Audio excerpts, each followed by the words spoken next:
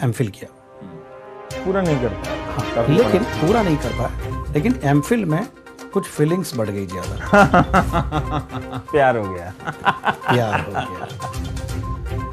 देखिए वो जवानी जवानी नहीं जिसकी कोई कहानी ना हो, है ना।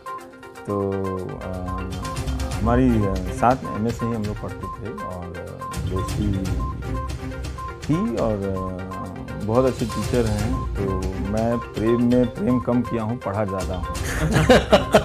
नहीं, वो दिख भी रहा है अभी जो कलर भी जिस तरह से बात करते करते जो चेहरे पे रंग भी एक निखरा, तो देख के बहुत मजा भी आ रहा है जी। तो मैंने प्रेम में पढ़ाई ज़्यादा की, पत्नी से आज भी पढ़ता हूँ।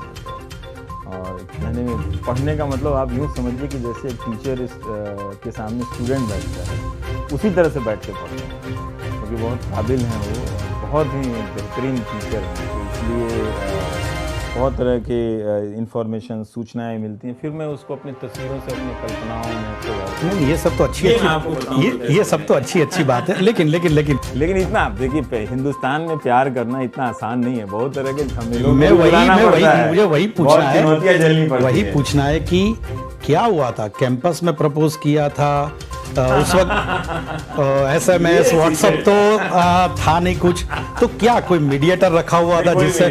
नहीं, ये मुझे आप बताएंगे दिल खोल के, ये शो इसी के लिए जाना जाता है जी।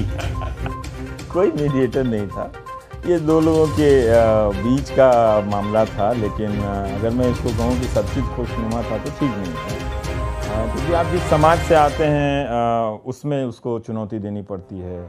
फिर आप चिट्ठी छांट रहे हैं DP में, प्यार भी कर रहे हैं, तो वहाँ एक जो आप कह रहे थे कि बहुत तरह का कॉन्फ्लिक्ट होगा, कोई घटना होगी, तो ये सारी चीज़ें रोज़ आपको परेशान भी कर रही थी। भाई आप कहाँ हैं, क्या आप उस लायक हैं कि कर पाएंगे कि नहीं कर पाएंगे, उसको अंजाम दे पाएंगे कि नहीं। तो उससे लड़ने के लिए ना आप 10 गुना ज़्यादा मेहनत करते हैं और बेहतर होने की कोशिश करते हैं और बेहतर होने की कोशिश करते हैं कि वो चीज़ बच जाए जिसे आप बहुत ज़्यादा चाहते हैं। Who has proposed my basic question?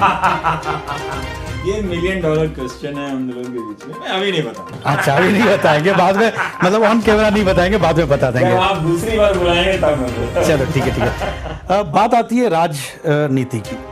राजनीति में मीडिया पर्सन अपनी राय लेके जब बैठता है, मेरे हिसाब से लोग शायद उसे पसंद नहीं करते, या तो अभी इतने सारे ऑप्शंस हो गए एक टेलीविजन व्यूअर्स के पास, तो जब भी वो 1, 2, 3, 4, 5 अलग अलग चैनल्स देखता है कोई भी एक इश्यू के ऊपर, उस वक्त कोई एंकर या तो मीडिया हाउस जब अपना परसेप्शन बना के, अपना एक बिल्कुल पॉलिसी बना के जब उसको प्रेजेंट करता है, आपको लगता होगा कि इतने सारे फॉलोअर्स आपको, क्योंकि आप तो बहुत इंटरेक्ट भी करते लोगों के साथ, ये कितना इफेक्ट करता है ये? देखिए, परसेप्शन क्या बनता है मैं उसकी चिंता नहीं करता।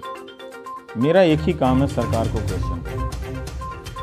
ये पहला काम है और ये आखिरी काम है। ये काम करते हुए इस बात का खतरा है कि लोग जो सरकार को बहुत पसंद करते हैं या बिना सोचे समझे, सोचना ही नहीं चाहते, सुनना ही नहीं चाहते, पसंद ही करते हैं, क्योंकि ऐसे तो लोग वोटर हैं, 10-10 करोड़ लोग एक पार्टी को कई साल से वोट दिए चले जाते हैं, तो है ना। तो वो खतरा है, लेकिन इस खतरे के बावजूद मेरा काम है कि उसको क्वेश्चन करना, और ये क्वेश्चन करने से भरोसा मेरे अंदर भी आता है कि हाँ मैं कर सकता हूँ। लोकतंत्र के लिए भी अच्छा है कि हाँ कोई कर सकता है। सरकार सबसे ताकतवर संस्था होती है, 2 मिनट में चाहे तो हम लोगों को चलता कर सकती है। तो वो पूछना, तो इसके खतरे हैं, लेकिन मैं फिर वही कर रहा हूँ कि ये जो फॉर्मेट है जिसका मैं खुद आलोचक हूँ, जिस फॉर्मेट में अभी आप देख रहे हैं, ये बहुत ख़राब फॉर्मेट है कि डिबेट के नाम पे प्रोपेगेंडा थोपता है। चाहे दोनों तरफ से आप संतुलन कर लीजिए, नहीं कर लीजिए, इसमें सूचनाएं नहीं होती हैं। लेकिन रवीश जी, ऐसा तो आपने भी किया है, जैसे कि आपने ब्लैकआउट कर दिया था, ब्लैक स्क्रीन रख के पूरा दिया था, वो भी एक टाइप का प्रोटेस्ट था। वो प्रोटेस्ट था। हाँ, तो वो बाकी लोग भी अपने हिसाब से जस्टिफाई करते उसे। एक घटना हुई है, वो शो क्या था कि एक घटना हुई है, ठीक है, उस पर बात हो गई है 4 दिन, इतने तरह की शोर आपने पैदा कर दिया कि जहां तर्क और तथ्य के लिए कोई जगह नहीं।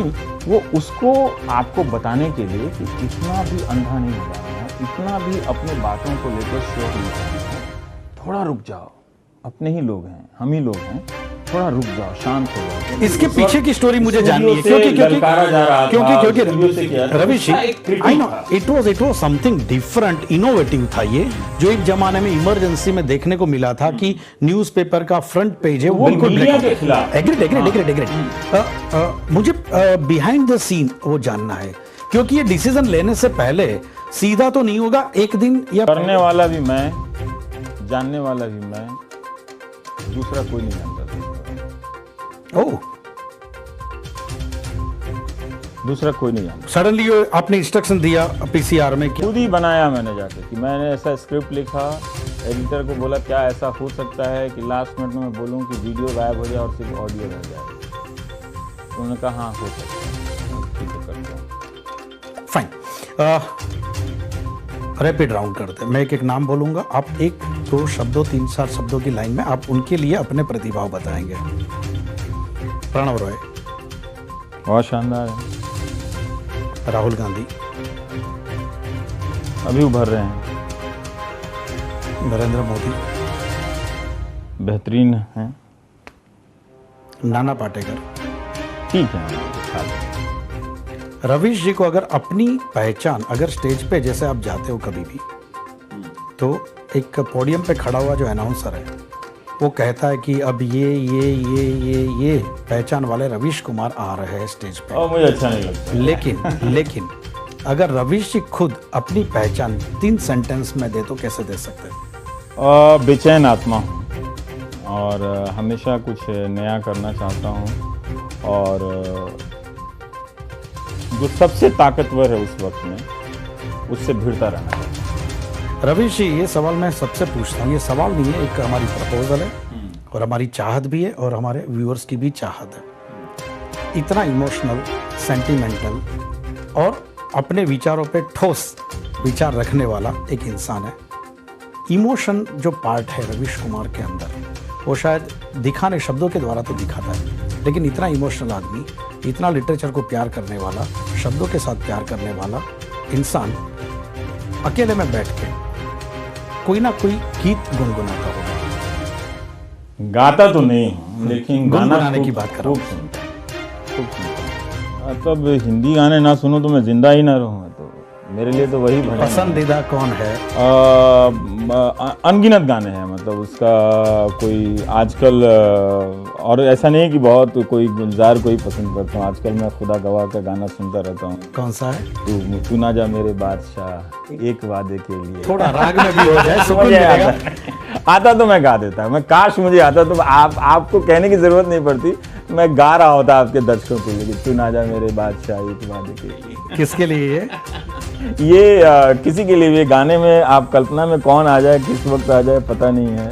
फिर वो भी गाना मुझे बहुत अच्छा लगता है कि इंसान का इंसान से हो भाईचारा, यही पैगाम, और अब कहाँ जाएं हमें बताए जिंदगी, अब किसी को किसी पे भरोसा नहीं। ये गाना बहुत अच्छा है, आप भी सुनिएगा।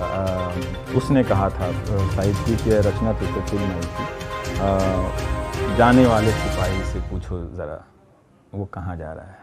ये तीनों तीन गाने, बेहतरीन गाना। तीनों तीन गाने के वर्डिंग से वो कहीं मतलब सिंबलाइज तो नहीं लग रहा है कुछ? नहीं, कुछ नहीं है, मूड के हिसाब से अभी जो याद आ गया वो बता दिया। तो हिंदी गानों में मुझे लगता है कि दुनिया के हर क्षेत्र में प्रतिभाशाली लोग दुनिया भर में हुए होंगे, लेकिन हमारे हिंदी गानों में लिखने वाले, म्यूज़िक देने वाले दुनिया के स्तर के, विश्व स्तरीय प्रतिभाशाली हुए। रवीश जी, अंत में 3 वीकनेसेस क्या क्या है रवीश कुमार? कमज़ोरी यही है कि मेरी बहुत ज़्यादा भावुक हूँ, चालाक नहीं हूँ, थोड़ा होना चाहिए, और